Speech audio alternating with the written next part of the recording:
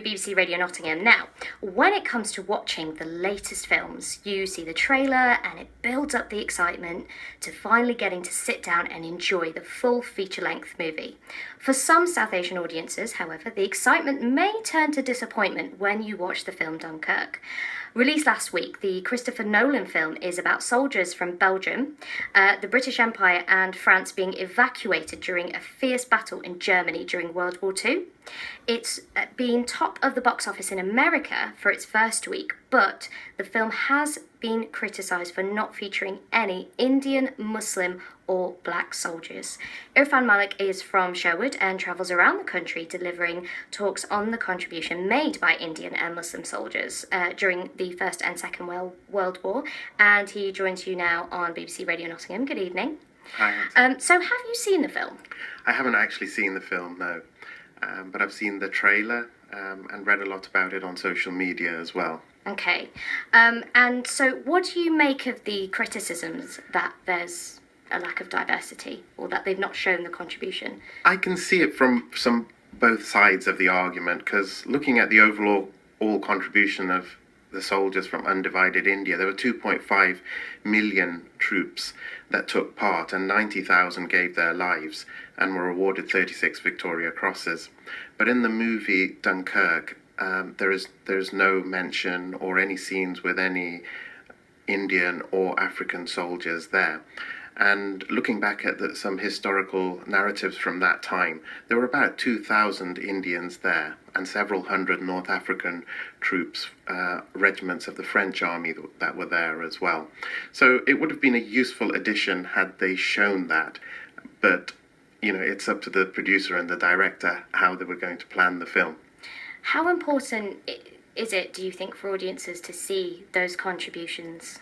Very important, because not just this film, but over the last 50, 60 years since we've grown up in this country, I very much used to think that World War I and World War II was a white war.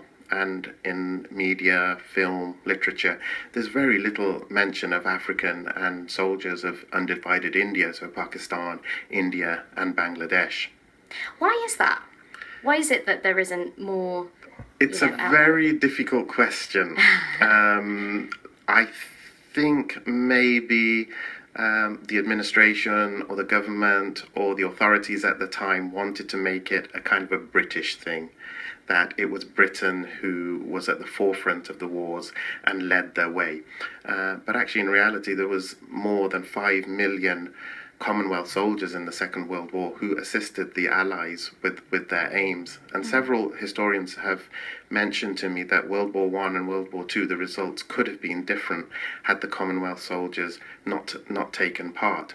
And personally, my great-grandfathers, both of them were in World War I, and both of my grandfathers were in the Second World War fighting in Burma. So I've got quite a personal link to this story as well. The good thing is that there are many historians at the moment who are working very, very hard up and down this country, giving the message. So we're going into schools, we're doing talks, there are several memorials around as well. So we're spreading the message as much as we can, as are our African heritage colleagues as well. You mentioned that you've obviously got a personal involvement in this, in that your great-grandfathers and grandfathers fought in the World Wars. So when a big blockbuster film like this comes out and it's about a story during that time and it doesn't feature any of those soldiers, from India, very much including people like your great-grandfather and your grandfather, how does that make you feel? Probably a bit left out. It would have been nicer had there been more Asian and black faces there, and maybe attracted a wider audience as well, because I've heard it's actually a really good film and an action-packed blockbuster film, and they would have appealed to a much wider audience had they included some characters.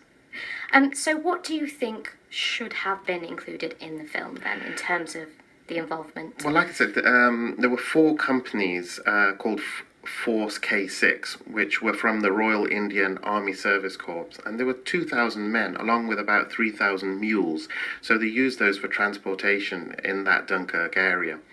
And so it was quite a significant number of people there.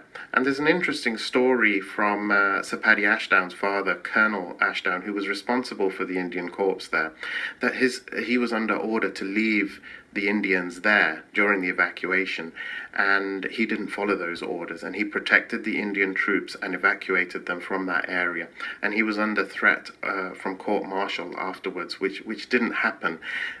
So we've got a brilliant narrative from Paddy Ashdown's father about how he protected the Indian troops.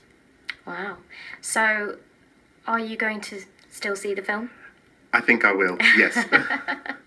Still does look really good, though, despite all that.